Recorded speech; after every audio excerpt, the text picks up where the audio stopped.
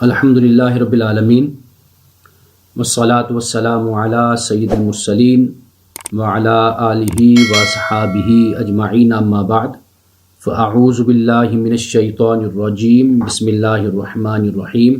آج سورۃ الفرقان کا آخری رکوع ہے اور انشاءاللہ سورۃ الفرقان مکمل ہوگی تو اس کے بعد سورۃ الشعراء پہ ہم بات کریں گے۔ سورۃ الفرقان میں ان تمام آیات میں تقریباً یہ کل آیات بنتی ہیں 61 سے لے کر 77 تک۔ ان آیات میں اللہ سبحانہ و تعالیٰ نے رحمان کے بندے یعنی اپنے بندوں کا ذکر کیا ہے اور ان کی صفات اور ان کی علامات اس رکوع میں بتائی ہیں، اور اس پہ یہ رکوع پھر مکمل ہو جاتا ہے۔ پہلی جو دو آیات ہیں یعنی 61 اور 62، ان دو آیات میں تو اللہ سبحانہ و تعالیٰ نے کائنات کا ذکر کیا ہے، یعنی سورج، چاند کا، آسمان کا، اور آسمان کو اللہ سبحانہ و تعالیٰ نے بروج سے یعنی ستاروں کے جھرمٹ سے اللہ تعالیٰ نے مزین کیا ہے۔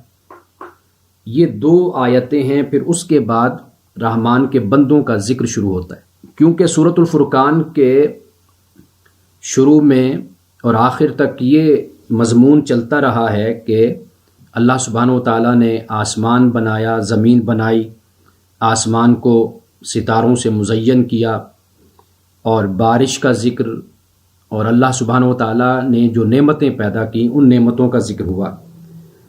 تو اب چونکہ یہ صورت اپنے اختتام کی طرف بڑھ رہی ہے تو اس لیے اختصار کے ساتھ ایک دفعہ پھر اللہ سبحانہ و تعالیٰ نے ان نعمتوں کا ذکر کر دیا کہ جو اسی صورت کے مختلف مقامات پر بیان کی گئی ہیں۔ اب یہ جو دو آیتیں ہیں 61 اور 62 اور پھر 63 سے لے کر عباد الرحمن کا پھر ذکر ہمیں ملتا ہے۔ یہ جو دو آیتیں ہیں یہ بتاتی ہیں کہ اس رب پہ ایمان لاؤ اور اس کی اطاعت کرو، یعنی یہ وہ رب ہے کہ جس کے قبضہ قدرت میں یہ سارا کائنات کا نظام ہے۔ جیسے یہ نظام اس کی فرما برداری اور اطاعت میں مصروف ہے، اسی طرح تم بھی مصروف ہو جاؤ۔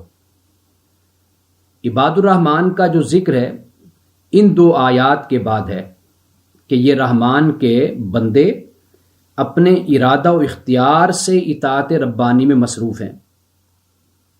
اللہ تعالیٰ یہ چاہتا ہے کہ جس طرح یہ کائنات اس نے خوبصورت، حسین و جمیل اور ایک نظم میں اور ایک ترتیب میں اس نے بنائی ہے، اور وہ یہ چاہتا ہے کہ انسان بھی اس زمین کو اور اپنے سماج کو اسی طرح خوبصورت بنائے کہ جس طرح اس کائنات میں ایک توازن ہے، اعتدال ہے، ایک حسن ہے، یہی توازن، یہی اعتدال اور یہی حسن انسان بھی اس زمین پر اپنے معاشرے اور اپنے سماج میں قائم کرے، اپنے خاندان میں قائم کرے۔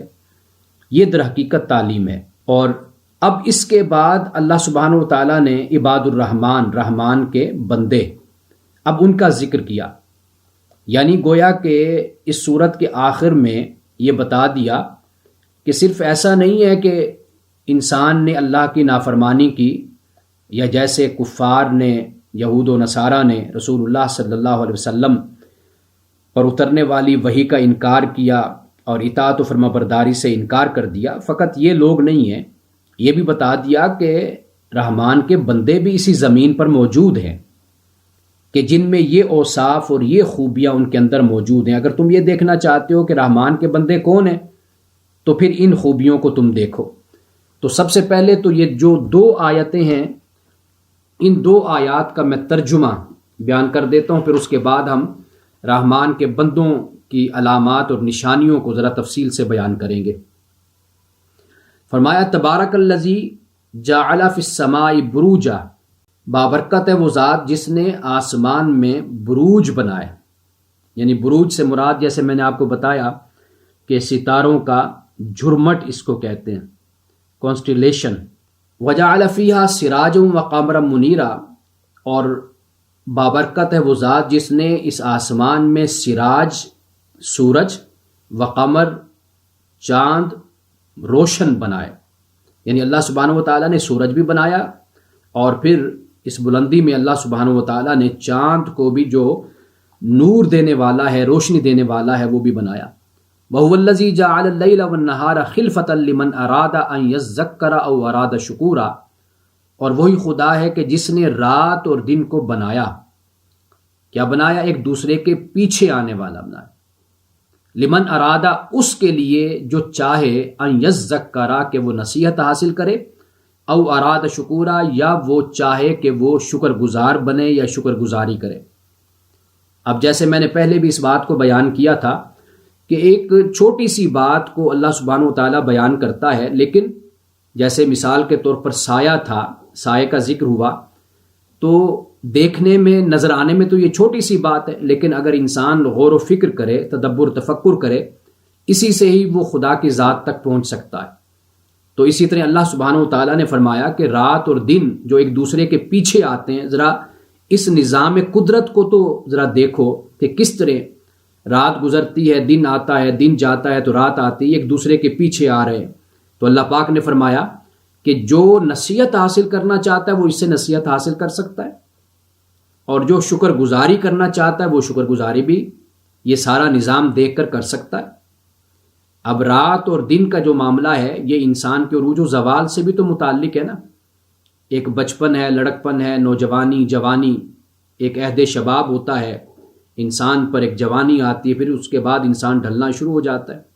تو یہ سارا نظام جو اس کائنات میں موجود ہے، انسان اپنے آپ کو بھی اس پر منطبق کر کے، اپلائی کر کے دیکھ سکتا ہے کہ کس طرح اس کائنات کا نظام ہے اور کس طرح میرے وجود کا، میرے جسم کا اور میرا نظام کیا ہے۔ اسی سے ہی انسان میں نصیحت پیدا ہوتی ہے اور اسی سے ہی انسان میں شکر گزاری پیدا ہوتی ہے۔ اب اس کے بعد رحمان کے بندوں کی نشانیوں کا اب ذکر ہوتا ہے۔ سب سے پہلے کیا بیان فرمایا؟ پہلی نشانی بیان کی ہے کہ رحمان کے بندے وعباد الرحمن الذین یمشون علی الارض ہونا واذا خاطبهم الجاہلون قالوا سلاما۔ آیت نمبر 63 میں دو خوبیاں بیان کی ہیں، دو صفات۔ رحمان کے بندے وہ ہیں کہ جو زمین پر چلتے ہیں، کس طرح چلتے ہیں؟ ہونا، ہولے ہولے، انکساری سے، عجز سے، ہمبلی، اس طریقے سے وہ زمین پر چلتے ہیں۔ وَإِذَا خَاطَبَهُمُ الْجَاهِلُونَ قَالُوا سَلَامًا، اور جب ان سے جاہل مخاطب ہوتے ہیں تو وہ کہتے ہیں کہ سلام، سلام کہتے ہیں۔ اب یہاں پر ایک بات تو یہ یاد رکھیے کہ یہ جو انکسار ہے، ہون، اسی طرح آگے جا کر فرمایا وَإِذَا مَرُّوا بِاللَّغْوِ مَرُّوا كِرَامًا، کہ جب لغو بات سے گزرتے ہیں، کسی فضول بات، جہاں پر کوئی ایسی مجلس ہو رہی ہے، لوگ بیٹھے ہیں، کوئی بات ایسی کرتے ہیں، تو وہ بڑے کرام کے ساتھ، ڈگنیٹی کے ساتھ گزر جاتے ہیں۔ اور یہاں پر کیا فرمایا کہ ہون کے ساتھ زمین پر چلتے ہیں، انکساری سے چلتے ہیں زمین پر، اور جب ان سے جاہل مخاطب ہوتے ہیں تو کہتے ہیں کہ سلام، سلامتی ہو، یہ فرمایا۔ اب سب سے پہلے تو ہون سے یہ بات یاد رکھیے کہ ہون سے مراد صرف یہ نہیں ہے کہ وہ زمین پر ایسے چلتے ہیں، یعنی اس سے مراد یہ کہ مومن کی زندگی کا جو ایک عمومی رویہ ہے، اس میں انکسار پایا جاتا ہے، ہمبلنس اس میں پائی جاتی ہے، اس میں ڈگنیٹی پائی جاتی ہے، ٹرینکویلٹی پائی جاتی ہے۔ یہ کوالٹیز ایک عمومی رویے میں موجود ہیں۔ ایسا نہیں ہے کہ بول چال میں تو وہ سخت ہیں یا دوسرا رویہ اختیار کرتے ہیں، لیکن چلتے بڑے انکسار کے ساتھ ہیں، عجز و انکساری کے ساتھ چلتے ہیں۔ نہیں، یہ نہیں معاملہ۔ بات یہ ہے کہ مسلمان کی زندگی کا عمومی رویہ ہی ایسا ہے کہ جس میں انکسار پایا جاتا ہے۔ جب گفتگو کرتا ہے تو اس میں نخوت و تکبر نہیں، اور جب کسی سے مخاطب ہوتا ہے تو اس میں بھی تکبر کا شائبہ تک نہیں ہوتا۔ جب چلتا ہے، بیٹھتا ہے، اٹھتا ہے، اس کا رہن سہن، اس کا ہر معاملہ کھانا پینا، بول چال، ہر عمل میں، ہر رویے میں انکسار، عجز و انکساری موجود ہوتی ہے۔ اس لیے سورت بنی اسرائیل میں آیت نمبر 35 سے فرمایا وَلَا تَمْشِ فِي الْأَرْضِ مَرَحًا، یہ سب سے خطاب کرتے ہوئے انسانوں سے فرمایا کہ زمین پر اکڑ کر مت چل، اِنَّكَ لَن تَخْرِقَ الْأَرْضَ وَلَن تَبْلُغَ الْجِبَالَ طُولًا، کہ بے شک تو ہرگز زمین کو نہ پھاڑ سکتا ہے اور نہ تو پہاڑوں کی بلندی کو چھو سکتا ہے۔ یعنی اتنی اکڑ کی ضرورت کیا ہے کہ تیرے پاس کون سی ایسی طاقت آ گئی کہ تو زمین کو پھاڑ دے گا یا تو آسمان کی بلندیوں کو چھو لے گا؟ تو ایسا تو نہیں معاملہ۔ تو اس لیے اپنے اندر عجز و انکساری کو پیدا کرو۔ اور یہاں پر ایک بات کو بیان کرتا چلوں جو خاص طور پر یعنی اعتدال اور توازن کی اصل میں تعلیم ہے اسلام میں۔ ایسا رویہ نہیں ہونا چاہیے کہ انسان ظاہری طور پر بڑا ہی عجز و انکساری سے چل رہا ہو اور اندر تکبر اور نخوت اور علم کا غرور ہو، یہ رویہ نہیں ہونا چاہیے۔ یہ عجز و انکساری کیا ہے؟ سیدنا فاروق اعظم رضی اللہ تعالیٰ عنہ کے سامنے ایک شخص بڑی نرمی سے چل رہا تھا۔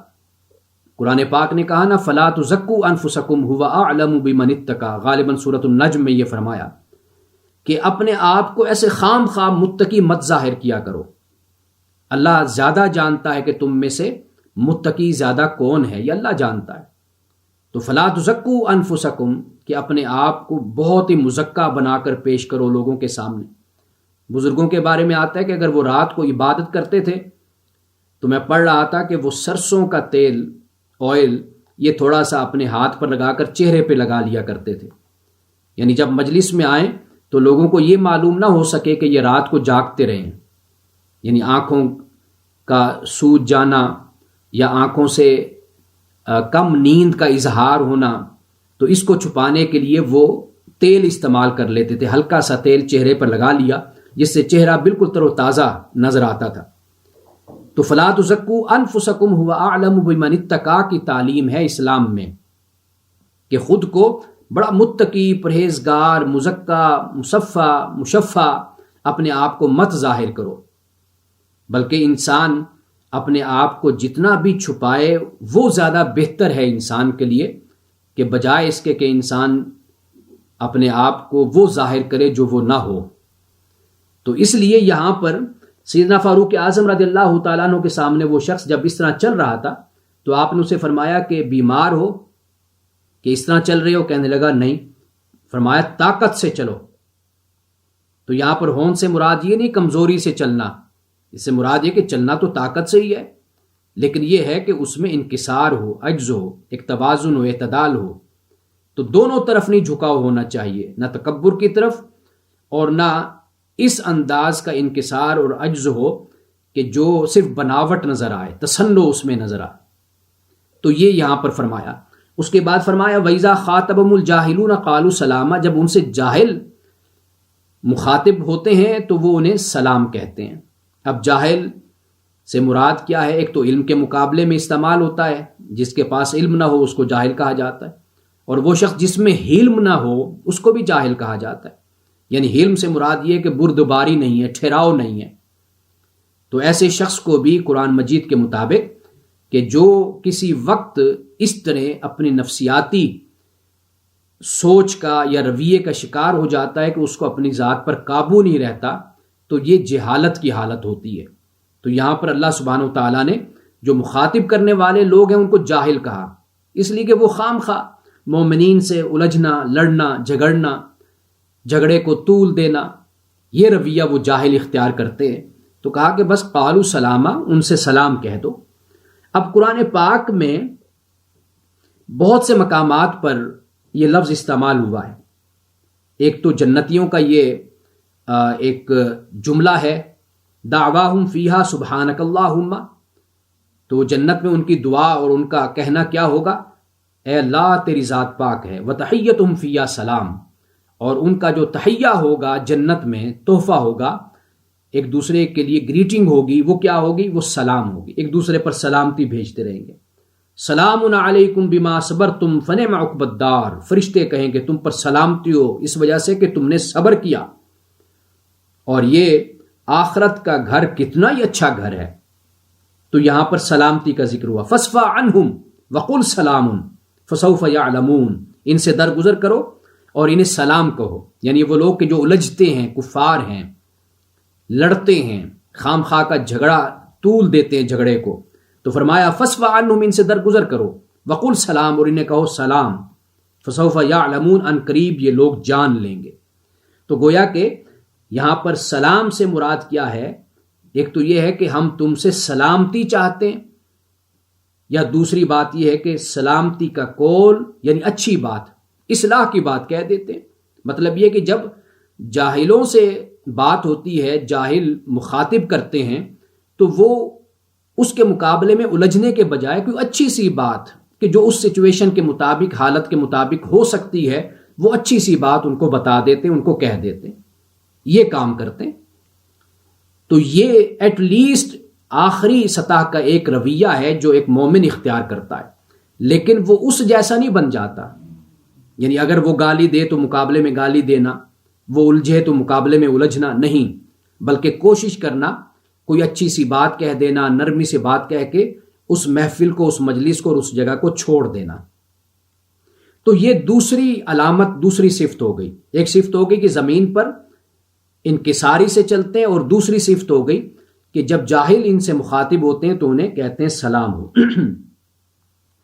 اب اس کے بعد آیت نمبر 64، 65 اور 66، ان تین میں فرمایا والذین یبیتون لربہم سجدا وقیاما، اور یہ رحمان کے بندے وہ ہیں کہ جو اپنے رب کے لیے سجدے اور قیام میں رات گزارتے ہیں، رات بسر کرتے ہیں۔ اور جب رات اس حال میں بسر کرتے ہیں تو کہتے کیا ہیں؟ والذین یقولون ربنا اصرف عنا عذاب جہنم، اور جو کہتے ہیں ہمارے رب ہم سے جہنم کے عذاب کو پھیر دے، ان عذابہا کان غراما، کیونکہ یہ جو عذاب ہے نا یہ تو بڑی مصیبت ہے، انہا ساءت مستقرا و مقاما، فرمایا کہ بے شک یہ جو جہنم ہے یہ کم وقت ٹھہرنے کے لیے بھی بری جگہ ہے اور ہمیشہ رہنے کے لیے بھی بری جگہ ہے۔ یعنی ہمیشہ رہنا تو دور کی بات، کم وقت کے لیے اور عارضی طور پر بھی یہاں نہیں رہا جا سکتا ہے، اتنی یہ بری جگہ ہے۔ اب یہاں پر دیکھیے کہ مستقر کا لفظ بھی استعمال ہوا، مقام کا لفظ بھی استعمال ہوا، گویا کہ جہنم کی جو ہولناکی ہے اور جہنم کی جو برائی ہے اس کو یہاں پر بیان کر دیا، اس کی شدت کو، سختی کو بیان کر دیا کہ وہ تو طویل مدت کے لیے رہنا تو کجا، وہاں تو عارضی طور پر کچھ وقت کے لیے رہنا بھی بڑا مشکل ہوتا ہے، وہ تو بہت ہی بری جگہ ہے۔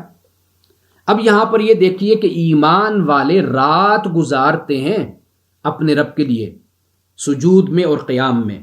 ایک تو سجدہ اور قیام یہی ہوتا ہے کہ انسان رات اس طرح گزارے کہ اللہ تعالیٰ کی فرما برداری اور اس کی اطاعت میں ہو، ایک تو یہ بات ہے۔ لیکن جب ہم سجدے اور قیام کی بات کرتے ہیں تو واضح بات ہے کہ وہ عبادت کی حالت ہوتی ہے، جیسے ہم نماز پڑھتے ہیں، 2 رکعت پڑھتے ہیں، 4 پڑھتے ہیں، 6 پڑھتے ہیں، تہجد کی نمازیں 8 پڑھتے ہیں، تو یہ جو حالت ہے یہ اسی طرف اشارہ ہے کہ ایمان والے رحمان کے بندے رات کو اٹھتے ہیں اور اللہ کی عبادت کرتے ہیں، سجدے اور قیام میں ہوتے ہیں۔ سورۃ بنی اسرائیل میں تہجد کی نماز کا ذکر ہے، سورۃ المزمل میں بھی ہے، وَمِنَ اللَّيْلِ فَتَہَجَّدْ بِهِ نَافِلَةً لَكَ، کہ رات کے وقت، یہ جو من کا لفظ ہے نا اس کو عربی زبان میں کہتے ہیں تبعیدیہ۔ تبعیدیہ سے مراد یہ ہوتا ہے کہ سم آف ٹائم، وقت کا کچھ حصہ آپ رات میں آپ گزارتے ہیں، اس طرح کہ ساری رات نہیں بلکہ کچھ وقت کے لیے آپ اٹھتے ہیں۔ تو وَمِنَ اللَّيْلِ فَتَہَجَّدْ بِهِ، فرمایا کہ رات میں تہجد پڑھو، نافلۃ لک، یہ آپ کے لیے اضافی ہے، عسیٰ ان یبعثک ربک مقاما محمودا، کہ عنقریب اللہ تعالیٰ آپ کو مقام محمود پر فائز کرے گا۔ تہجد کی نماز یہ امت میں رائج رہی ہے، اور میں اس پہ بہت دفعہ گفتگو بھی کر چکا، انبیاء علیہ السلام کا یہ طریقہ، اور پھر اس کے بعد انبیاء علیہ السلام کے جو سچے اور حقیقی پیروکار، ان کے صحابہ اور بعد میں آنے والے لوگوں نے اس سنت کو تازہ رکھا اور پھر رسول اللہ صلی اللہ علیہ وسلم کے بعد صحابہ کرام، تابعین، تبع تابعین، صرف تابعین نہیں، تابعات بھی، صرف صحابی نہیں، صحابیہ بھی، انہوں نے بھی اس سنت کو تازہ رکھا۔ صرف مرد نہیں، عورتیں بھی رات کو جاگ کر کچھ وقت کے لیے اللہ کی عبادت کرتی تھیں۔ آج بھی جو صلحاء ہیں، اللہ کے نیک بندے، وہ اپنے اوپر اس بات کو لازم رکھتے ہیں کہ وہ ضرور رات کو کچھ وقت کے لیے اٹھتے ہیں اور اللہ کی عبادت کرتے ہیں، اور کرنی چاہیے۔ یہ ہم نے جو نوافل اور اوراد اور وظائف جو ہم نے آج تخلیق کیے ہوئے ہیں، ان سے کہیں بہتر یہ عمل ہے کہ ہم سب کچھ چھوڑ کر تہجد کی نماز کی طرف راغب ہوں، اس لیے کہ بس وہی عمل پسندیدہ ترین عمل ہے جو رسول اللہ صلی اللہ علیہ وسلم نے کیا، وہ سب سے پسندیدہ ترین ہے۔ اگر کوئی شخص یہ چاہتا ہے کہ میں اللہ کا محبوب ترین بندہ بن جاؤں، مقرب بندہ بن جاؤں، تو پھر اسے چاہیے کہ جو رسول اللہ نے کیا وہی کرے، بس اس پر کاربند ہو جائے۔ آپ علیہ السلام نے تہجد کی نماز پڑھی، تہجد کی نماز پڑھے، یہ سب سے بڑی عبادت ہے فرض نماز کے بعد۔ اور یہ بات بھی یاد رکھیے کہ یہاں سے میں ایک نقطے کی طرف چاہوں گا کہ ذرا وضاحت کے ساتھ میں اس نقطے کو بیان کر دوں کہ خالق اور مخلوق کا تعلق ابدیت کا تعلق ہے، بندگی کا تعلق ہے، یعنی میرے خدا سے جو تعلق ہے وہ ابدیت کا تعلق ہے۔ آپ کا جو اپنے خدا سے، خالق سے تعلق ہے وہ ابدیت کا تعلق ہے۔ ابدیت یعنی بندگی۔ جب ہم کہتے ہیں کہ ہم مسلمان ہیں، اسلمت رب العالمین، رب العالمین پر کے سامنے میں نے خود کو جھکا دیا، اسلام لایا، تو اسلام کا لانے کا مطلب ہی یہی ہے کہ میں نے اپنے ارادہ، اپنی خواہش، اپنی مشیت کو چھوڑ دیا۔ میں نے اب یہ دیکھنا ہے کہ میرے رب کی خواہش کیا ہے، اس کا ارادہ کیا ہے، اس کی مشیت کیا ہے، میں نے اس کو اختیار کرنا ہے۔ یہی جھکنا ہے، یہی اطاعت ہے، یہ انقیاد ہے، یہی سبمیشن ہے۔ جب میں کہتا ہوں کہ میں مسلمان ہوں، مسلم ہوں، یا میں نے اسلام قبول کیا، تو اس کا مطلب یہ کہ مولا جو کچھ میری زندگی میں پہلے تھا، اگر وہ تیری پسند نہیں تھی تو میں نے اس کو چھوڑ دیا۔ اب میں نے اس کو اختیار کیا جو تیری پسند ہے، جو تو اب چاہے گا، جو تو چاہتا ہے، میں اس کو اختیار کروں گا۔ یہ در حقیقت اسی کو ابدیت کہتے۔ اور ابدیت کا اظہار کیسے ہوتا ہے؟ ابدیت کا اظہار یہی تہجد ہے، ابدیت کا اظہار رب کی بارگاہ میں گریہ وزاری ہے، اللہ کی بارگاہ میں رونا ہے۔ ابدیت کا اظہار انہی اعمال سے ہوتا ہے، اللہ سبحانہ و تعالیٰ سے ایک تعلق، اور مضبوط تعلق اللہ کی ذات کے ساتھ۔ اور میں یہ کہتا ہوں کہ یہ جو میں نے لفظ بولا نا، گریہ وزاری، در حقیقت یہ بھی تہجد گزاری کا حصہ ہی ہوتا ہے۔ یعنی جب ایک مسلمان اٹھتا ہے، جب ساری دنیا سوتی ہے، تو وہ اٹھ کر اللہ کی بارگاہ میں حاضر ہوتا ہے، تو وہ وقت ہوتا ہے، بہت سے دکھ ہوتے ہیں، بہت سے غم ہوتے ہیں، اور بہت سی انسان کی زندگی میں مایوسیاں ہوتی ہیں، بہت سی مشکلات، مسائل، مصائب و آلام ہوتے ہیں۔ وہ ساری باتیں وہ اسی تنہائی میں اپنے خدا سے کرتا ہے۔ یہ اس طرح کرتا ہے کہ جس طرح انسان کو کوئی اپنا محبوب ترین دوست مل جائے تو پھر انسان اس کے سامنے اپنے دکھڑے کھولتا ہے، بیان بھی کرتا ہے، اور پھر کبھی جذباتی ہو کر روتا بھی ہے۔ تو یہ کیفیت انسان کی اللہ کی بارگاہ میں ہونی چاہیے۔ علامہ ابن جوزی کی ایک بڑی خوبصورت بات ہے، یہ سب اللہ کے نیک بندے تھے۔ اب ان کے بارے میں یہ آتا ہے کہ 20,000 سے زیادہ تو لوگ انہوں نے یعنی مسلمان کیے تھے، تقریباً 1,00,000 لوگ، چونکہ بہت اچھے خطیب تھے، واعظ تھے، عالم بھی تھے اور واعظ بھی تھے، واعظ بھی کرتے تھے، اور گفتگو کا انداز اتنا ان کا پیارا تھا، اچھا انداز تھا کہ 20,000 کم و بیش لوگ مسلمان ہوئے، 1,00,000 لوگوں نے گناہوں سے توبہ کی، فسق و فجور سے توبہ کی، 2,000 کتابیں انہوں نے لکھی۔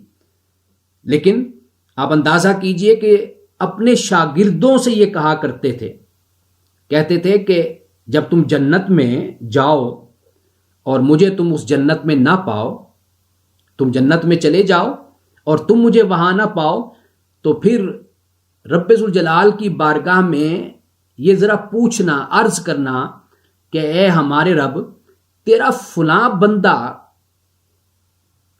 بندہ یعنی ابن جوزی، کہ جو ہمیں تیری یاد دلاتا تھا، تیری جنت میں نظر نہیں آ رہا۔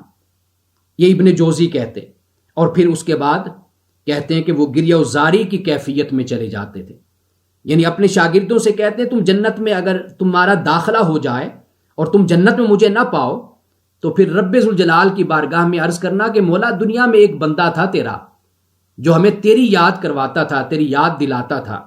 الفاظ یہ کہ یا رب ان عبدک فلان، کہ بے شک تیرا ایک بندہ فلاں بندہ تھا، کانا یذکرنا بکا ثم بکا، کہ جو ہمیں تیری یاد دلاتا تھا وہ تیری اس جنت میں نہیں ہے۔ پھر اس کے بعد آپ ابن جوزی پھر رونے لگ جاتے۔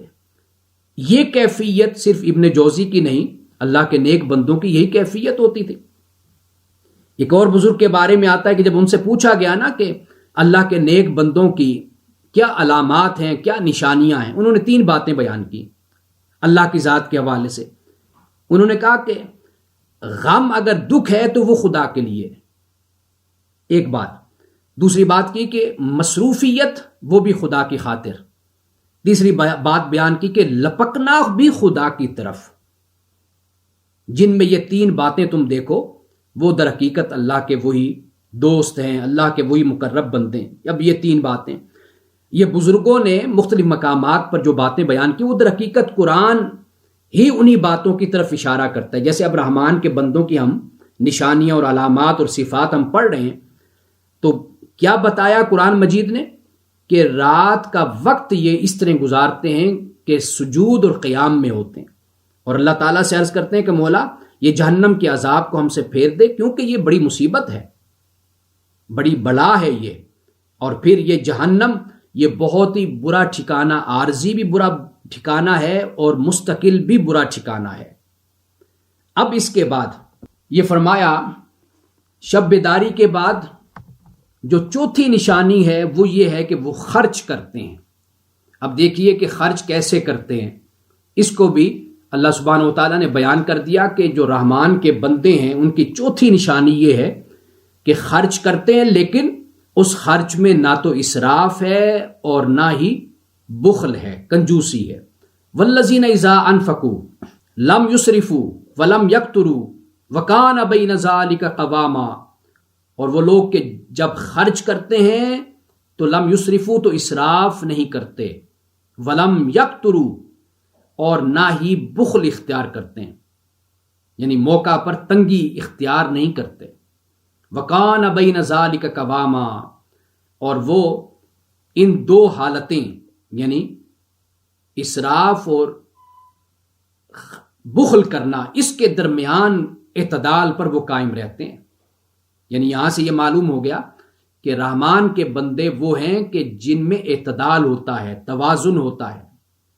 ان کا رویہ یہ نہیں ہوتا کہ سب کچھ اٹھا کر خرچ کر دیا، اپنے بیوی بچوں کو بھوکا چھوڑ دیا، نہیں، نہ ان کا رویہ یہ ہوتا ہے کہ سب کچھ اپنے بیوی بچوں کے لیے جوڑ کر رکھ دیا اور معاشرے اور سماج سے بالکل آنکھیں بند کر لی، دین اسلام کی خدمت سے آنکھیں بند کر لی، نہیں، بلکہ اعتدال اور توازن ان کے اندر موجود ہے۔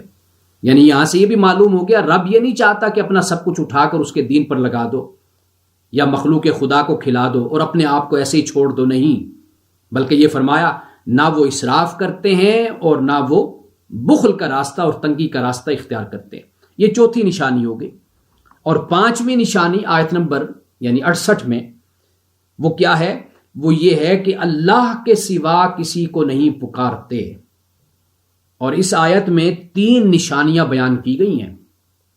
ایک تو یہ ہے والذین لا یدعون مع اللہ الہا آخر، رحمان کے بندے وہ ہیں کہ جو اللہ کے ساتھ کسی دوسرے کو معبود نہیں بناتے، نہیں پکارتے۔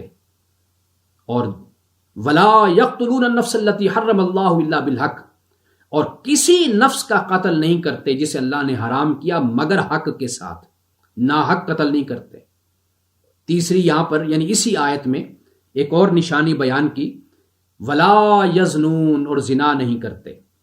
ومن یفعل ذلک یلقى اساما، اور جو یہ کرتا ہے تو وہ اسامہ کرتا ہے، بہت بڑا گناہ کرتا ہے، یا اپنے اس گناہ کی سزا کو وہ ضرور پائے گا۔ پہلی بات کیا بیان کی؟ اللہ سبحانہ و تعالیٰ کے ساتھ دوسروں کو معبود سمجھ کر نہیں پکارتے، نہ ٹھہراتے ہیں۔ دوسری بات بیان کی کہ کسی نفس کا قتل نہیں کرتے، یعنی یہ مومن کی، رحمان کے بندے کی نشانی ہے کہ وہ کسی کا قتل نہیں کرتے۔ جو دین کے نام پر قتل کرنے والے لوگ ہیں، اللہ تعالیٰ ان کو یہاں پر بتا رہا ہے کہ اگر تم خود کو مومن سمجھتے ہو، رحمان کا بندہ خیال کرتے ہو، یا رسول اللہ صلی اللہ علیہ وسلم کا محب خیال کرتے ہو، تو محب کا عمل، مومن کا عمل تو یہ نہیں ہے کہ وہ کسی کی جان لے۔ حق کے ساتھ جان لینا، یعنی اس سے مراد کیا ہے؟ اس سے ہرگز مراد یہ نہیں ہے کہ کوئی شخص اگر کوئی قاتل ہے تو کوئی شخص اٹھ کر اس قاتل کو قتل کر دے، نہیں، بلکہ وہ جو ایک پورا نظام اور نظم اس کائنات میں اور اس زمین پر موجود ہوتا ہے، کسی معاشرے اور سماج میں ہوتا ہے، اس نظام کی پیروی کرنا ہر شخص پر لازم اور ضروری ہے۔ تو ولا یزنون، یہ بھی فرمایا کہ زنا نہیں کرتے۔ جان کا قتل قرآن مجید نے بہت سے مقامات پر اس بات کو بیان کیا ہے۔ من قتل نفسا بغیر نفس او فساد فی الارض فکأنما قاتل الناس جمیعا، کہ جس نے کسی انسان کو ناحق قتل کیا گویا کہ اس نے ساری انسانیت کا قتل کیا۔ فکأنما قاتل الناس جمیعا، سب انسانوں کا اس نے قتل کر دیا۔ ایک انسان کی جان کی اتنی اہمیت ہے، کسی وجہ سے بھی کوئی شخص کسی کی جان نہیں لے سکتا۔ یہ اختیار عدالت کو ہوتا ہے، ریاست کو ہوتا ہے کہ اگر کوئی مجرم ہے، فساد فی الارض کا مرتکب ہوتا ہے، کسی کی جان لینے کا ارتکاب کرتا ہے، تو اس کا فیصلہ عدالت میں ہوتا ہے۔ عدالت پھر فیصلہ دیتی ہے اور پھر ریاست اس پر عمل درآمد کرتی ہے۔ یہ مجھے اور آپ کو کسی کو اس بات کا حق نہیں پہنچتا۔ اور ولا یزنون فرما کر جو معاشرے میں فحاشی اور عریانی اور برائی کا ایک کلچر ہوتا ہے، اس کی طرف اشارہ کر دیا کہ رحمان کے بندے زنا سے اور ان فحاشی کے اعمال سے اپنے آپ کو بچاتے ہیں، اپنی حفاظت کرتے ہیں۔ اب اس کے بعد یضاعف لہ العذاب یوم القیامہ، اور اس کے لیے قیامت کے دن عذاب دگنا کر دیا جائے گا۔ وَيَخْلُدْ فِيهِ مُهَانًا، اور اس میں وہ ذلیل ہو کر رہے گا۔ یہ آیت نمبر 69 میں فرما دیا۔ اچھا، اب یہ ساری علامات بیان کرنے کے بعد آگے ابھی اور صفات بیان ہوں گی، لیکن درمیان میں ایک جملہ معترضہ اس کو سمجھ لیجئے یا استثناء سمجھ لیجئے، یعنی یہ بتا دیا کہ الا من تاب وآمن وعمل عملا صالحا، مگر جس نے توبہ کی، یعنی اگر کسی سے یہ گناہ ہو جاتے ہیں تو انسان ہے، آخر غلطی ہو جاتی ہے، انسان سے گناہ ہو جاتا ہے، جرم ہو جاتا ہے، تو پھر کیا عمل ہونا چاہیے ایک مومن کا، ایک مسلمان کا؟ وہ یہ عمل ہونا چاہیے الا من تاب وآمن وعمل عملا صالحا، مگر جس نے توبہ کی، ایمان لایا اور اچھے کام کیے، فاولئک یبدل اللہ سیئاتہم حسنات، یہ وہ لوگ ہیں کہ اللہ تعالیٰ ان کی برائی کو نیکیوں میں اللہ بدل دے گا۔ وکان اللہ غفور الرحیم، اور اللہ تعالیٰ غفور رحیم ہے۔ یعنی یہ استثناء کیوں لایا گیا؟ یہ استثناء اس لیے لایا گیا کہ انسان سے خطا ہوتی ہے، ہو جاتی ہے، لیکن اچھے انسان کا اور مومن کا رویہ یہ ہوتا ہے کہ وہ فوراً اپنے رب کی طرف پلٹتا ہے۔ سورۃ النساء میں بھی اسی بات کو بیان کیا کہ اللہ سبحانہ و تعالیٰ پر ان کے لیے توبہ فرض ہے، لازم ہے، اللہ نے اپنے اوپر فرض کر لی ہے۔ یعملون السوء بجہالۃ، کہ جو برائی کرتے ہیں جہالت کے باعث، یہاں پر جہالت کا وہی مطلب ہو گیا، یعنی اچانک غصے میں آ گئے، معلوم ہی نہیں ہوا کہ میرے منہ سے کیا نکل گیا، مجھ سے کیا غلطی سرزد ہو گئی، لیکن جب ہوش آیا ثم یتوبون من قریب، تو پھر فوراً رب کی طرف پلٹے اور توبہ کی، اللہ سے پشیمانی کا اظہار کیا، ندامت کا اظہار کیا۔ یہ مومن کا رویہ ہے۔ تو یہاں پہ اللہ سبحانہ و تعالیٰ نے رحمان کے بندوں کا ذکر کر کے یہ بتا دیا کہ رحمان کے بندے کوئی فرشتے نہیں بن جائیں گے، ممکن ہے کہ کبھی ان سے خطا ہو جائے، کبھی غلطی ہو جائے، لیکن غلطی ہونے کے بعد اپنے رب کی طرف پلٹتے ہیں، اللہ سے معافی مانگتے ہیں۔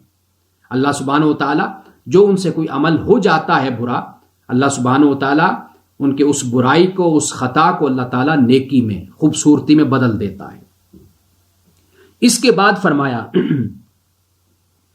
فرمایا ومن تاب وعمل صالحا فانہ یتوب الی اللہ متابا، اور جس نے توبہ کی اور اچھے کام کیے تو وہ اللہ کی طرف رجوع کرتا ہے، اور بھرپور اور اچھا رجوع کرتا ہے وہ، کہ جس نے توبہ کی اور اچھے کام کیے۔ اس لیے کہ توبہ کا مقصد یہ نہیں ہے کہ بندہ زبان سے بولتا رہے کہ جی میں نے توبہ کر لی، میں نے توبہ کر لی، استغفار کر لی میں نے، جس طرح لوگ صرف جملہ بولتے رہتے ہیں، استغفر اللہ ربی من کل ذنب واتوب الیہ، بس یہ کہتے رہے، لیکن اس کا معنی سمجھنا چاہیے کہ اس میں حقیقت کیا ہے۔ اس میں یہ حقیقت ہے کہ جب انسان استغفار کرتا ہے، ایک تو یہ ہے کہ انسان سے جو خطائیں ہوئیں ان کی معافی مانگتا ہے، بخشش مانگتا ہے، اور دوسرا مطلب اس سے یہ ہے کہ وہ اللہ تعالیٰ سے حفاظت مانگتا ہے کہ مولا مجھے آئندہ زندگی میں گناہوں سے بچنے کی توفیق عطا فرما اور تو میری حفاظت فرما۔ اور توبہ کا مطلب بھی یہی ہے کہ توبہ کے اندر ارادہ بھی موجود ہے، پشیمانی اور ندامت بھی موجود ہے، تو یہ توبہ ہوتی ہے۔ توبہ کا مطلب یہ کوئی وظیفہ نہیں کہ بس زبان سے پڑھتے رہے کہ میں نے توبہ کر لی، کانوں کو ہاتھ لگا لیا، بلکہ یہ انسان اپنی پوری زندگی کو ایک فرد بدل لیتا ہے، در حقیقت یہ توبہ ہے۔ تو تب اللہ سبحانہ و تعالیٰ کی طرف سے یہ وعدہ ہے کہ اللہ تعالیٰ اس کے جو خطائیں ہیں ان کو اللہ تعالیٰ نیکیوں میں بدل دے گا۔ اور یہ جو فرمایا نا فَإِنَّهُ يَتُوبُ إِلَى اللَّهِ مَتَابًا، یہ در حقیقت اس توبہ کی طرف اشارہ کر دیا کہ جو خوبصورت ترین توبہ ہے وہ کیا ہے؟ وہ ہے وَمَن تَابَ وَعَمِلَ صَالِحًا، اور جس نے رجوع کیا اور اچھے عمل کیے، رجوع کیا پھر اچھے عمل بھی کیے، یہ نہیں صرف رجوع کر لیا، توبہ کر لی نماز چھوڑ دی، توبہ کر لی زبان سے پھر وہی لفظ باتیں نکالنا شروع کر دی، توبہ کر لی پھر گالی دینا شروع کر دی، توبہ کر لی دل دکھانا شروع کر دیا، تو یہ نظام نہیں ہے۔ اللہ پاک یہ فرماتا ہے فَإِنَّهُ يَتُوبُ إِلَى اللَّهِ مَتَابًا، پکی توبہ کرو، توبۃ النصوح جسے سورۃ التحریم میں کہا گیا، یا ایھا الذین آمنوا توبوا إِلَى اللَّهِ توبۃ نصوحا، مضبوط اور پختہ توبہ رب کی بارگاہ میں کرو، اس طرح رجوع کرو اور رب کی طرف پلٹو۔ تو جب رب کی طرف پلٹو گے تو پھر اپنے رب کو رحیم و کریم پاؤ گے۔ تو یہ بات یاد رکھنی چاہیے، ایک چیز ہوتی ہے انسان سے خطا کا ہو جانا، اور ایک ہے انسان کا خطا اور غلطی کرنا، جان بوجھ کر کرنا، ان دو چیزوں میں بڑا فرق ہوتا ہے۔ جیسے میں نے آپ کو بتایا جذبات سے مغلوب ہو گیا، نفسیاتی کیفیت، نفسانی کیفیت سے مغلوب ہو گیا، غصے میں غضب میں آ گیا، معلوم ہی نہیں ہوا، پتہ ہی نہیں چلا، یہ ایک علیحدہ بات ہے۔ اور ایک بات یہ ہے کہ پورے بقائم ہوش و حواس کے ساتھ گناہ کرنا، جرم کرنا، غلطی کرنا، ان دونوں رویوں میں بڑا فرق ہوتا ہے۔ ایک رویہ وہ ہے کہ جس میں ڈھٹائی ہے، ضد ہے، تعصب ہے، اور جس میں جسے ہم کہتے ہیں کہ جری پن موجود ہے، اور ایک وہ چیز ہے کہ ہو جانا، اس میں پھر ندامت اور پریشانی، ارادہ نہیں تھا، نیت نہیں تھی، دل نہیں تھا، لیکن ہو گیا، ایسی کیفیت طاری ہوئی، تو پھر اس کے لیے معافی کا دروازہ اور توبہ کا بھی ہے۔ یہ وہ حالت ہے کہ جو اللہ سبحانہ و تعالیٰ جس پر بندے کو معافی دیتا ہے، رحم فرماتا ہے اس پر۔ تو ہمیں ان باتوں کو سمجھنا چاہیے۔ میں ہمیشہ کہا کرتا ہوں کہ اللہ تعالیٰ کو بس ایک چیز پسند نہیں، وہ ہے اکڑ پسند نہیں اللہ تعالیٰ کو۔ گناہ انسانوں سے ہی ہونے ہیں، انسان فرشتے نہیں ہیں، لیکن پشیمانی اور ندامت اور عجز و انکساری اور جھکنا، یہ اللہ تعالیٰ اس پر انسان پر پھر رحم فرماتا ہے۔ اب اس کے بعد رحمان کے بندوں کی پھر نشانیوں کا اب آگے ذکر ہوتا ہے۔ اب اس کے بعد کیا فرمایا؟ والذین لا یشہدون الزور، رحمان کے بندے وہ ہیں کہ جو جھوٹی گواہی نہیں دیتے۔ زور کا لفظ استعمال ہوا ہے یہاں پر، یعنی جسے ایک تو ہم جھوٹی گواہی کہتے ہیں، اور زور کا لفظ پہلے بھی ایک دفعہ گزرا تو میں نے آپ کو بتایا تھا کہ حدیث پاک کہ رمضان المبارک روزے کے حوالے سے جب رسول اللہ نے فرمایا کہ من لم یدع قول الزور والعمل بہ، کہ جس نے جھوٹ بولنا نہیں چھوڑا اور اس پر عمل کرنا نہیں چھوڑا، تو فلیس للہ حاجہ ان یدع طعامہ وشرابہ، تو اللہ تعالیٰ کو پھر اس شخص کے روزے سے کوئی غرض نہیں ہے کہ وہ کھانا پینا چھوڑ دے۔ اس کا روزہ تو نہ ہوا، اس نے کھانا پینا ہی چھوڑا ہے۔ اگر روزہ ہوتا تو پھر جھوٹ بھی بولنا چھوڑتا۔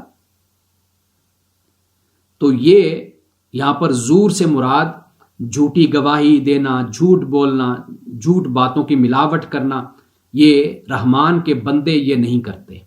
وَإِذَا مَرُّوا بِاللَّغْوِ مَرُّوا كِرَامًا، اور یہ بھی فرما دیا کہ جب یہ لغو بات سے گزرتے ہیں تو یہ بڑے ہی عزت کے ساتھ اور بڑی ڈگنیٹی کے ساتھ گزر جاتے ہیں۔ قرآن پاک نے مومنین کی اسی بات کو بیان کیا ہے۔ سورۃ المومنون میں ہم نے پڑھا تھا آیت نمبر 3 میں، وَالَّذِينَ هُمْ عَنِ اللَّغْوِ مُعْرِضُونَ، یعنی جو مومن فلاح پا گئے، تو وہاں پر آیت نمبر 33 میں یہ فرمایا تھا کہ یہ فلاح پانے والے وہ مومن ہیں کہ جو لغو باتوں سے اعراض کرنے والے ہیں۔ لغو باتیں جن کا کوئی نتیجہ ہی نہیں، مقصد ہی نہیں، بس ایسے ہی ٹائم اپنا ضائع کیے جا رہے ہیں، تو لغو باتوں سے اعراض کرتے ہیں۔ اور یہ بھی بیان کیا کہ وَإِذَا سَمِعُوا اللَّغْوَ أَعْرَضُوا عَنْهُ، اور جب یہ لغو بات کو سنتے ہیں تو اس سے اعراض کرتے ہیں۔ کیا کہتے ہیں؟ قَالُوا لَنَا أَعْمَالُنَا وَلَكُمْ أَعْمَالُكُمْ، کہ تمہارے لیے تمہارے اعمال، ہمارے لیے ہمارے اعمال۔ سلام علیکم، تم پر سلام، لا نبتغی الجاہلین، ہم جاہلوں سے الجھنا نہیں چاہتے۔ یہ مومنین کا رویہ ہوتا ہے۔ اب ان آیات کو ہم اگر بار بار پڑھیں، قرآن کا مطالعہ کریں، آپ اندازہ کیجئے کہ ضروری نہیں ہوتا کہ یہ کوالٹی اور یہ وصف انسان کی ذات میں صرف وہیں پر ہی پیدا ہو جہاں پر کفار و مشرکین ہیں مقابلے میں، بلکہ انسان جب اپنے معاشرے میں، اپنے گھر میں، خاندان میں، اپنے لوگوں میں رہتا ہے تو یہ کوالٹی انسان میں ہونی چاہیے کہ کئی لوگ ایسے ہوتے ہیں جو سخت مزاج ہوتے ہیں، انسان کے خاندان میں ہوتے ہیں، معاشرے میں موجود ہوتے ہیں، سخت مزاج ہوتے ہیں، لغو بولنے والے ہوتے ہیں، ان کی عادت ہوتی جلد غصے میں آ گئے اور پھر جو کچھ منہ میں آیا وہ بول دیا۔ ایسا رویہ جو اختیار کرنے والے لوگ ہوتے ہیں، یہ ان کے لیے بھی یہ فرمایا ہے کہ جب ایسی کوئی صورتحال پیدا ہوتی ہے، ایک رویہ یہ ہوتا ہے رد عمل میں انسان ویسا بن جاتا ہے، ایک رویہ یہ ہوتا ہے کہ انسان اپنی ڈگنیٹی کو قائم رکھتا ہے، یعنی اپنے گفتگو کو، اپنے کلام کو، اپنے اٹھنے بیٹھنے کو، چہرے کے تاثرات کو نارمل رکھتا ہے، اعتدال اور توازن کے ساتھ۔ تو یہ خوبیاں جب قرآن ہم پڑھتے ہیں تو ہمیں معلوم ہوتا ہے کہ یہ اللہ کے نیک بندے یا اللہ تعالیٰ کے مومن، ایمان لانے والے مسلم، یہ ان کا عمومی رویہ اسی طرح کا ہوتا ہے کہ جب بھی کوئی ایسی صورتحال پیدا ہوگی تو ان کی گفتار، ان کا کردار اور ان کی شخصیت اس بات کی آئینہ دار ہوگی کہ یہ بڑے ٹھہراؤ والے لوگ ہیں، بڑے وقار والے لوگ ہیں، یہ متانت رکھنے والے لوگ ہیں۔ تو یہاں پر اس بات کو بیان کیا کہ جب لغو بات سے گزرتے ہیں تو بڑی ڈگنیٹی کے ساتھ یہ گزر جاتے ہیں۔ اب اس کے بعد یہ فرمایا، پہلے اس کا ترجمہ پڑھ لیتے ہیں، والذین لا یشهدون الزور، اور وہ لوگ کہ جو جھوٹ گواہی نہیں دیتے، وَإِذَا مَرُّوا بِاللَّغْوِ مَرُّوا كِرَامًا، اور جب گزرتے ہیں لغو بات سے تو گزرتے ہیں کرامہ کے ساتھ، عزت کے ساتھ۔ والذین اذا ذکروا، اب آیت نمبر 73 ہے، 73، اس میں یہ فرمایا کہ والذین اذا ذکروا بآیات ربہم، اور وہ لوگ کہ جب ان کے رب کی آیات پڑھی جاتی ہیں یا ان کی نصیحت کی جاتی ہے تو پھر لم یخروا علیہا صما وعمیانا، تو یہ ان آیات پر بہرے اور اندھے ہو کر نہیں گر جاتے، کیونکہ یہ بھی ایک رویہ ہوتا ہے نا، اللہ سبحانہ وتعالیٰ کی آیات پڑھی جا رہی ہیں، بتایا جا رہا ہے، پھر اس پر کان نہ دھرنا، توجہ نہ کرنا، یا کفار کا طریقہ کہ استہزاء کرنا، تضحیق کرنا، تحقیر کرنا۔ تو فرمایا کہ یہ ہوتا کیا ہے کہ جب آیات ان کے سامنے پڑھی جاتی ہیں، انہیں نصیحت کی جاتی ہے آیات کے ذریعے سے، تو پھر یہ بہرے اور اندھے ہو کر گر نہیں پڑتے، بلکہ کان اس پر دھرتے ہیں، آنکھیں کھولتے ہیں، سنتے ہیں، دیکھتے ہیں، سمجھنے کی کوشش کرتے ہیں، غور و فکر کرتے ہیں۔ اس لیے سورۃ الحج میں اللہ پاک نے یہ فرمایا، افلم یسیروا فی الارض، کیا ان لوگوں نے زمین میں سیر نہیں کی، فتکون لہم قلوب یعقلون بہا او آذان یسمعون بہا، کہ یہ لوگ دل کے ذریعے سے سمجھتے، یعنی قلوب، قلب کے ذریعے سے یہ لوگ سمجھتے یا آنکھوں سے یہ سنتے، فإنها لا تعمى الابصار، فرمایا آنکھیں اندھی نہیں ہوتی، ولكن تعمى القلوب التي في الصدور، دل اندھے ہو جاتے ہیں جو سینوں کے اندر ہوتے ہیں۔ یعنی آنکھوں سے دیکھتے تو سب کچھ ہے، نظر تو آ رہا ہوتا ہے، لیکن غور و فکر نہیں کرتے، نتیجہ نہیں نکالتے، سمجھتے نہیں ہیں بات کو۔ وہ جو اقبال کا میں اکثر شعر آپ کو سنایا کرتا ہوں کہ دل بینا بھی کر خدا سے طلب، آنکھ کا نور دل کا نور نہیں، روشن دل خدا سے مانگو۔ کیونکہ یہ جو آنکھ کا نور ہوتا ہے، ضروری نہیں ہے کہ جو دیکھنے والا ہو اس کا دل بھی بینا ہو، دل کی آنکھ بھی کھلی ہو، یعنی جس کے پاس بصارت ہے اس کے پاس بصیرت بھی ہو، یہ ضروری نہیں ہے۔ ہاں یہ ہو سکتا ہے ایک شخص کے پاس بصارت نہیں لیکن اس کے پاس بصیرت ہو سکتی۔ بڑے بڑے علماء فقہا آنکھوں کی بصارت سے محروم تھے، نابینا تھے، لیکن اللہ نے ان کو بصیرت عطا کی تھی، دل کی آنکھ ان کی کھلی تھی۔ تو یہاں پر کیا فرمایا؟ فَإِنَّهَا لَا تَعْمَى الْأَبْصَارُ وَلَكِنْ تَعْمَى الْقُلُوبُ الَّتِي فِي الصُّدُورِ، آیت نمبر 46 ہے سورۃ الحج کی، کہ آنکھیں اندھی نہیں ہوتی، سینوں میں جو دل ہیں یہ اندھے ہوتے ہیں۔ اس لیے یہ دنیا میں پھرتے ہیں، آتے ہیں، جاتے ہیں، اور یہاں تک کہ جیسے پہلی آیات ہم نے پڑھی، رات اور دن کو دیکھ رہے ہیں، آسمان کو دیکھ رہے ہیں، ستاروں کو دیکھ رہے ہیں کہ اللہ سبحانہ و تعالیٰ نے کس طرح آسمان کو مزین کر دیا، سجا دیا، اور سورج اور چاند ہے چمک رہے ہیں، لیکن اس کے باوجود ایمان نہیں لاتے۔ تو یہاں پہ یہ فرمایا کہ جو رحمان کے بندے ہیں، یہ اللہ کی آیات کی جب ان کو نصیحت کی جاتی ہے تو یہ ان پر بہرے اور اندھے ہو کر نہیں گرتے۔ اب اس کے بعد رحمان کے بندوں کی دعا کیا ہے؟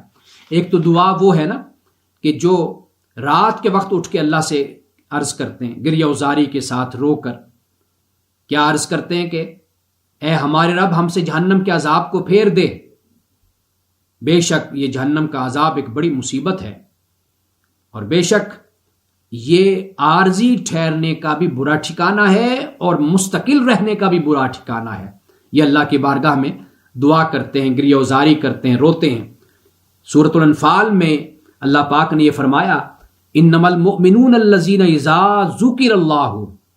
اب جو یہ انما ہے نا، اس کو کلمہ حصر کہتے ہیں، یعنی مومن صرف وہی ہیں، یہ وہ مومن ہیں، یہی لوگ مومن ہیں کہ جو اذا ذکر اللہ، جب اللہ کا ذکر کیا جاتا ہے، واجلت قلوبہم، ان کے دل کانپ اٹھتے ہیں، وَإِذَا تُلِيَتْ عَلَيْهِمْ آیاتُهُ، اور جب ان پر اس کی آیات کی تلاوت کی جاتی ہے، زادتہم ایمانا، تو ان کا ایمان بڑھ جاتا ہے، ایمان میں اضافہ ہو جاتا ہے، وَعَلَىٰ رَبِّهِمْ يَتَوَكَّلُونَ، اور یہی وہ مومن ہیں کہ جو اپنے رب پر ہی بھروسہ کرتے ہیں۔ یہ سورۃ الانفال میں فرمایا۔ بالکل وہی بات یہاں پر ہے کہ آنکھیں بند کر کے نہیں، آیات جب پڑھی جاتی ہیں، اللہ کا ذکر ہوتا ہے، اللہ کی آیات کی تلاوت ہوتی ہے، دل کانپ اٹھتے ہیں، ان کے ایمان میں اضافہ ہو جاتا ہے۔ اب یہاں پر ایک اور دعا رحمان کے بندوں کی بیان ہوئی ہے، اور وہ دعا کیا ہے؟ یہ دعا آپ بھی یاد کر لیجئے، آیت نمبر 74 ہے، والذین یقولون، اور جو کہتے ہیں ربنا ھب لنا من ازواجنا وذریاتنا قرۃ اعین، اے ہمارے رب ہمیں ہماری ازواج سے اور ہماری اولاد سے ہمیں آنکھوں کی ٹھنڈک عطا کر۔ ازواج یعنی زوج کی جمع ازواج ہوگی، اور ذریاتنا، ذریت کی جمع اولاد، نسلیں، جو ہماری نسلیں ہیں، ہماری اولاد ہے اور ہماری بیویاں ہیں، یا ازواج کا مطلب خامند بھی ہیں، یعنی زوج، سپاؤس جس کو ہم انگلش میں کہتے ہیں، تو انہیں ہماری آنکھوں کی ٹھنڈک بنا دے۔ وَجَعَلْنَا لِلْمُتَّقِينَ إِمَامًا، اور ہمیں متقین کا امام بنا۔ یعنی اللہ سبحانہ و تعالیٰ سے اچھی خواہش کی جا سکتی ہے، اللہ سبحانہ و تعالیٰ سے یہ عرض کی جا سکتی ہے کہ مولا مجھے نیک بندوں کا امام بنا۔ یہ بڑی خوشبختی کی بات ہے۔ تو یہاں پر اولاد کو آنکھوں کی ٹھنڈک اور بیویوں کو آنکھوں کی ٹھنڈک، سپاؤس کو، زوج کو، یہ آنکھوں کی ٹھنڈک کیا ہے؟ یہ روحانی حوالے سے، دینی حوالے سے واضح بات ہے کہ رحمان کے بندے ہیں۔ اب رحمان کے بندوں کی پریورٹی اور ترجیح تو اللہ کا دین ہی ہے، روحانیت ہی ہے، اسپرچویلٹی ہے، اخلاقیات ہے، اللہ سبحانہ و تعالیٰ کے احکام ہیں، یہ ان کی ترجیح ہے زندگی کی۔ اب رحمان کے بندوں کی آنکھوں کی ٹھنڈک کسی اور طریقے سے تو نہیں ہوگی نا کہ بچہ آیا اور سامنے کچھ اور اس نے گفتگو شروع کر دی اور اپنا نالج بیان کرنا شروع کر دیا تو آنکھوں کی ٹھنڈک بن گیا۔ رحمان کے بندوں کے لیے اولاد آنکھوں کی ٹھنڈک کب بنے گی؟ کہ جب وہ نماز پڑھتے ہوئے نظر آئیں گے، جب وہ قرآن سے محبت کرتے ہوئے نظر آئیں گے، جب وہ اللہ کے نیک بندوں کی صحبت میں بیٹھنا پسند کریں گے، جب ان کا اخلاق، ان کا کردار اللہ اور اس کے رسول صلی اللہ علیہ وسلم کے احکام کے مطابق ہوگا، تو تب ہی تو آنکھوں کی ٹھنڈک بنے گے نا۔ تو یہاں پر رحمان کے بندوں کی آنکھوں کی ٹھنڈک یہ مراد ہے۔ باقی باتیں بھی اپنی جگہ درست ہیں، بچوں کی تعلیم ہے، بچوں کا اپنی زندگی میں کامیاب ہونا ہے، کامران ہونا ہے، سکسیسفل ہونا ہے، وہ بھی اچھی بات ہے، اس کا کوئی دین نفی نہیں کرتا، لیکن ترجیح کیا ہے، پریورٹی کیا ہے، وہ یہ ہے اللہ کا دین۔ اگر ایک بچہ بہت اعلیٰ تعلیم یافتہ بن کر دین سے دور ہو گیا تو یہ بات دکھی کرنے والی بات ہے، خوش کرنے والی بات نہیں ہے۔ یہ بنیاد ہے، یہ قبلہ ہے جس کو درست کرنے کی آج ہمیں ضرورت ہے۔ تو یہاں پر آنکھوں کی ٹھنڈک سے یہ مراد ہے۔ اب اس کے بعد یہ رحمان کے بندوں کی صفات کو بیان کیا، اور اب بیان کرنے کے بعد ان کے لیے کیا نعمت اللہ تعالیٰ نے رکھی ہے اب اس کا ذکر ہوتا ہے۔ فرمایا اولئک یجزون الغرفۃ بما صبروا، کہ یہی وہ لوگ ہیں کہ جنہیں غرفہ کی جزا دی جائے گی۔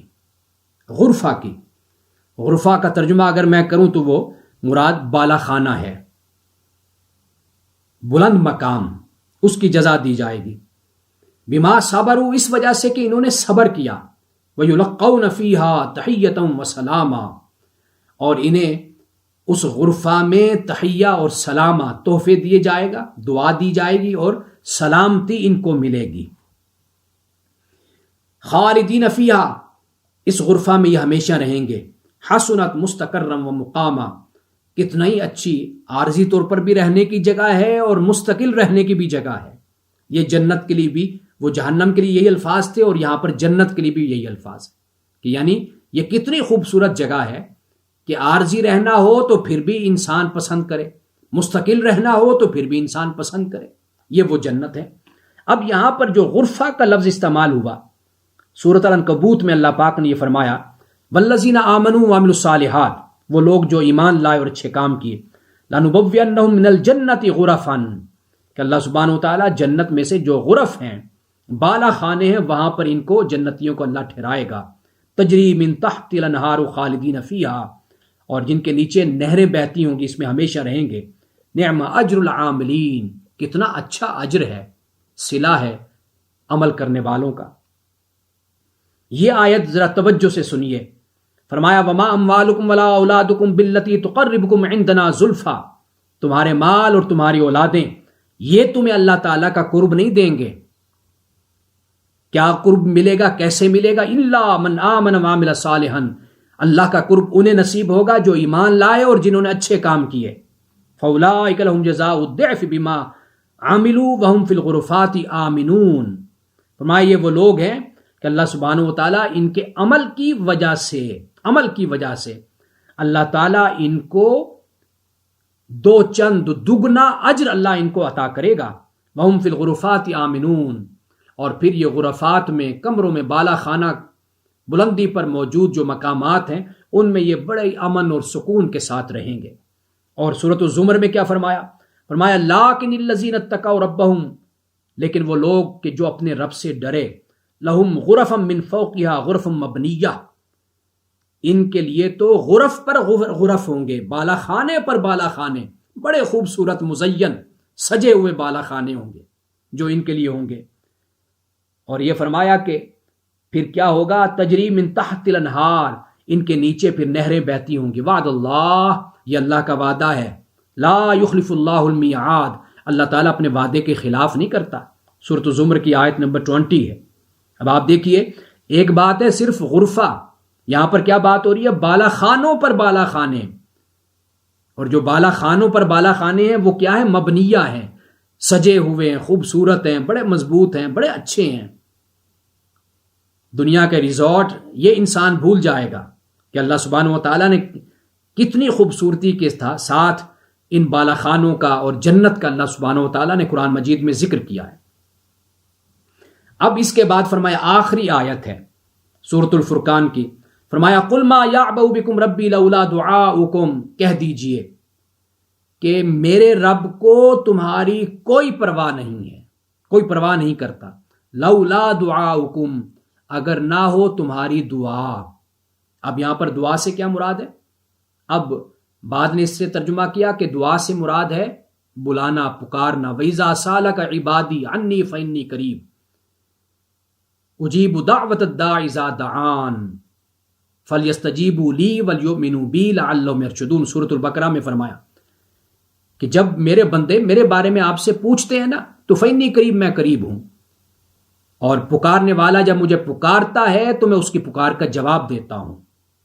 یہ اللہ سبحانہ و تعالی کی بارگاہ میں جو دعا کرتا ہے، اللہ فرماتا ہے مجھے تمہاری پرواہ نہیں ہے، میرا نظام کوئی تمہاری وجہ سے نہیں چل رہا، تمہارے آنے سے یا نہ آنے سے کوئی میری خدائی میں فرق نہیں آتا، لیکن جب تم مجھ سے مانگتے ہو نا، دعا کرتے ہو، تو پھر میں تمہاری پرواہ کرتا ہوں، پھر میں تمہیں دیتا ہوں، عطا کرتا ہوں، تم پر رحم کرتا ہوں۔ ایک یہ بات ہوگی۔ دوسری بات عبادت، کہ اگر اللہ نے عبادت تم پر لازم کی ہے اپنی، تو اس لیے نہیں کہ کوئی اس میں اللہ کا فائدہ ہے، نہیں، اس میں تمہارا فائدہ ہے۔ یہ دوسرا مطلب۔ تیسری بات اس سے مراد یہ ہے کہ میرا نبی صلی اللہ علیہ وسلم، یعنی رسول اللہ صلی اللہ علیہ وسلم، اگر تمہیں اللہ کے دین کی طرف بلاتے ہیں نا تو اللہ کو اس کی کوئی پرواہ نہیں ہے، لیکن مقصود اس دعوت سے کیا ہے؟ مقصود تمہارا اپنا ہی سنورنا اور تمہاری اپنی نجات اور تمہاری اپنی بہتری ہے۔ یہ فرمایا، یعنی صرف مقصد یہ ہے کہ تم تک اللہ کا دین پہنچایا جائے، اور دین پر تم عمل کرو گے تو اس میں تمہارا اپنا فائدہ ہے۔